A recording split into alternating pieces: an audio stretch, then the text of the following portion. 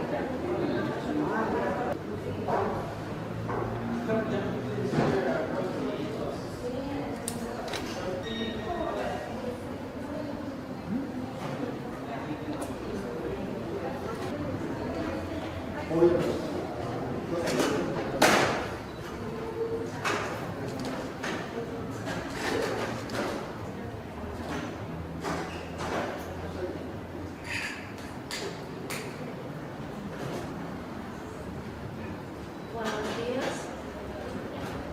Mario Patrón, que es el director del Congreso de Guerrero, y también a las autoridades federales que tienen información sobre la situación en Guerrero, que vienen de fuentes oficiales, y las respuestas formales de estas autoridades están en nuestra documentación del proyecto.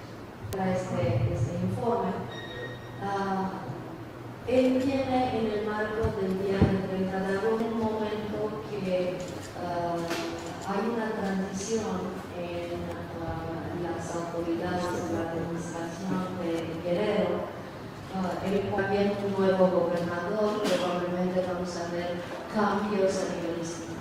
Me llamo James Goldston, soy director ejecutivo del Open Society Justice Initiative, la iniciativa para justicia de las fundaciones para una sociedad abierta.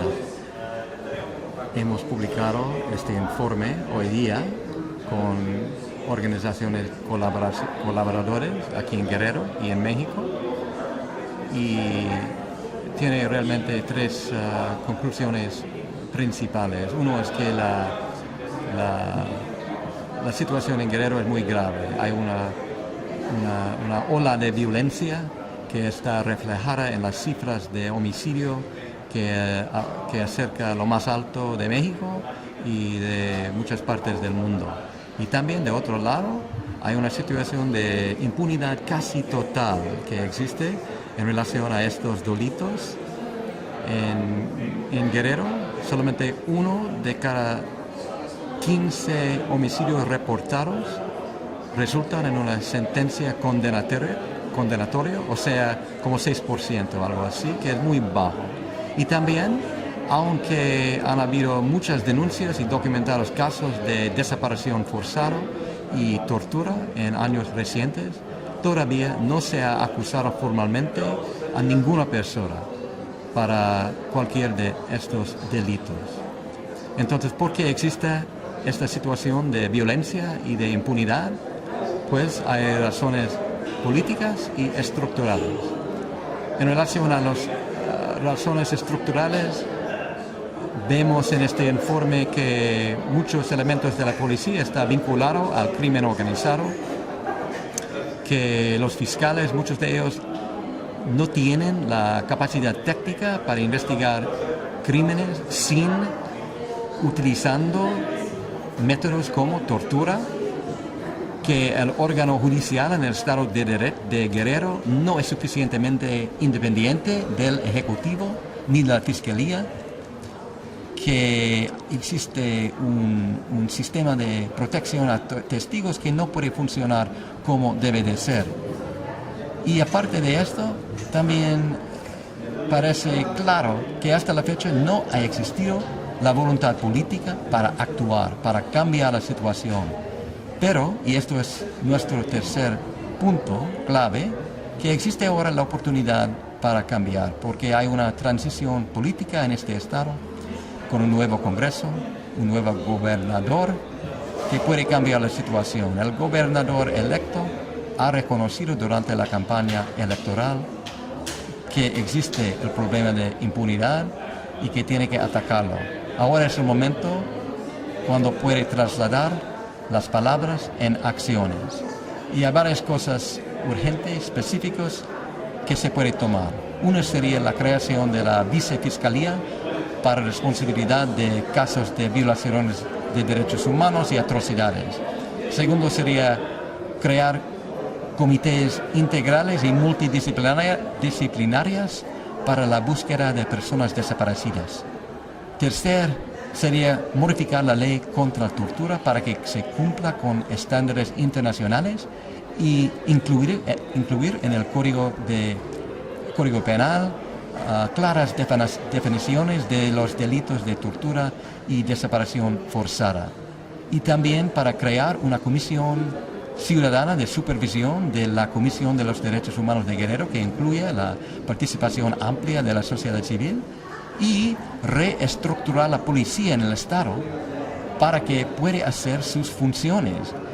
Y eso trata del reclutamiento y el mejoramiento de la capacidad técnica de la policía. Entonces, hay cosas muy específicas que se pueden hacer para cambiar la situación y vamos a ver si las autoridades en el Estado y en México más generalmente tienen la voluntad y la capacidad. Parece claro desde nuestro informe, nuestro estudio, que el caso de los 43 normalistas de Ayotzinapa, eso es un caso no aislado, no es único. A lo contrario, es un caso paradigmático que refleja muchos de los problemas con el sistema de justicia que existe en el estado de Guerrero. Por un lado, la manera en que el crimen se ocurrió involucró elementos de la policía, de las autoridades municipales de Iguala y también de crimen organizado. Y estos vínculos muy estrechos entre estos elementos son reflejadas en otros lugares en el Estado y en otros casos que hemos visto, y esta es una forma de corrupción institucional que existe en el Estado. Y también la manera en que se investigue el caso de los 43 normalistas. En los primeros días había 2 investigaciones separadas. Uno por parte de las autoridades estatales, otro por parte de las autoridades federales. Pero no había comunicación ni coordinación suficiente entre los dos. Y entonces no sabemos todavía realmente, no tenemos resultados definitivos de lo que pasó. Y todavía estamos esperando la persecución de líneas de investigación, que falta todavía. Yo creo que, por supuesto, lo que está pasando en Guerrero tiene sus problemas y sus fuentes acá en el Estado, pero está vinculado a problemas en el sistema de justicia en todo de México. Y estamos estudiando eso más generalizado en otros estados en México. Yo creo que, aunque México, por supuesto, tiene su propia historia, su propia cultura, su propia política, vale la pena tal vez aprender de la experiencia comparativa en relación a la investigación de crímenes graves, porque tenemos bastante experiencia ahora en todo el mundo en este difícil proceso.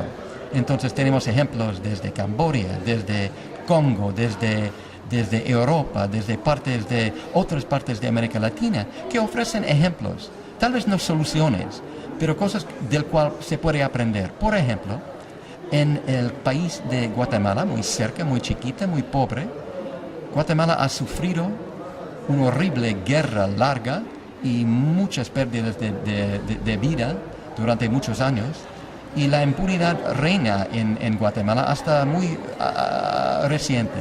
Pero han habido cambios y hemos visto progreso y para atacar la impunidad por toda esta violencia y la corrupción sistemática que existe allá.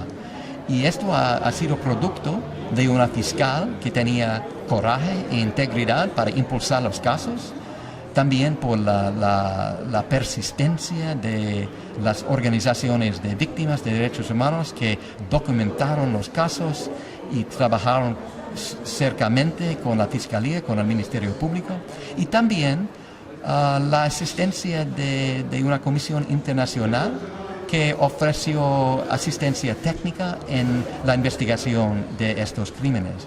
Y estos factores han resultado ahora en cambios muy importantes. Entonces, es un ejemplo tal vez del cual se puede aprender un poco, que puede ser útil en México. También hay otros ejemplos en América Latina, desde Perú, desde Argentina, desde Chile, donde la situación en relación a impunidad para crímenes graves ha cambiado, no de un día a otro, pero sobre un periodo de tiempo. Y yo creo que México tiene muchos recursos humanos, económicos, institucionales, pero también puede tal vez aprender de estas experiencias para avanzar en su propia búsqueda para justicia.